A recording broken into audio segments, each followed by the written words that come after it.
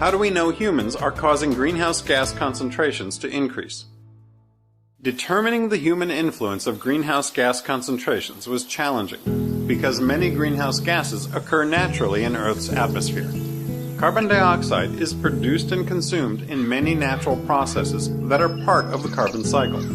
Once humans began digging up long-buried forms of carbon, such as coal and oil, and burning them for energy, additional CO2 was released into the atmosphere, much more rapidly than in the natural carbon cycle.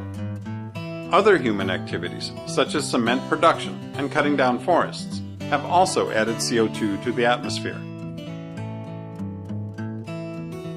Until the 1950s, many scientists thought the oceans would absorb most of the excess CO2 released by human activities. Then, a series of scientific papers were published that examined the dynamics of carbon dioxide exchange between the ocean and atmosphere, including a paper by oceanographers Roger Revelle and Hans Suess in 1957, and another by Bert Bolin and Erik Erikson in 1959. This work led scientists to the hypothesis that the oceans could not absorb all of the CO2 being emitted. To test this hypothesis, Revelle's colleague Charles David Keeling began collecting air samples at the Mauna Loa Observatory in Hawaii to track changes in CO2 concentrations. Today, such measurements are made at many sites around the world. The data reveal a steady increase in atmospheric CO2.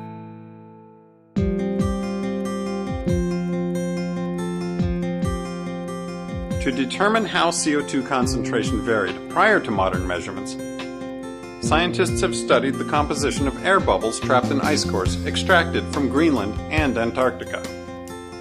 These data show that for at least 2,000 years before the Industrial Revolution, atmospheric CO2 concentration was steady, and then began to rise sharply beginning in the late 19th century. Today, atmospheric CO2 concentration exceeds 390 parts per million, around 40% higher than pre-industrial levels. And according to ice core data, higher than any point in the past 800,000 years. Human activities have increased the atmospheric concentrations of other important greenhouse gases as well. Methane, which is produced by the burning of fossil fuels, the raising of livestock, the decay of landfill wastes, the production and transport of natural gas, and other activities increased sharply throughout the industrial age, before starting to level off at about 2.5 times its pre-industrial level. Nitrous oxide has increased by roughly 15% since 1750, mainly as a result of agricultural fertilizer use, but also from fossil fuel burning and certain industrial processes. Some industrial chemicals, such as chlorofluorocarbons, used in refrigerants and spray cans, act as potent greenhouse gases and are long-lived in the atmosphere. However, the concentration of CFCs are decreasing due to the success of the 1989 Montreal Protocol, which banned their use. Because CFCs do not have natural sources, their increases can easily be attributed to human activities. In addition to direct measurements of atmospheric CO2 concentrations, there are detailed records of how much coal, oil, and natural gas is burned each year. Through science, estimates are made of how much CO2 is being absorbed on average by the oceans and plant life on land.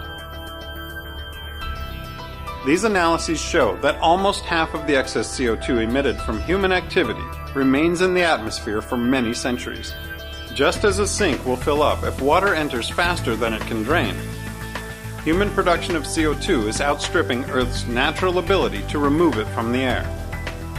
As a result, atmospheric CO2 levels are increasing.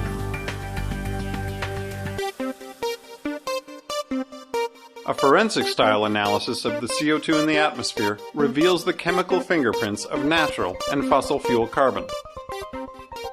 These lines of evidence prove conclusively that the increase in atmospheric CO2 is the result of human activities.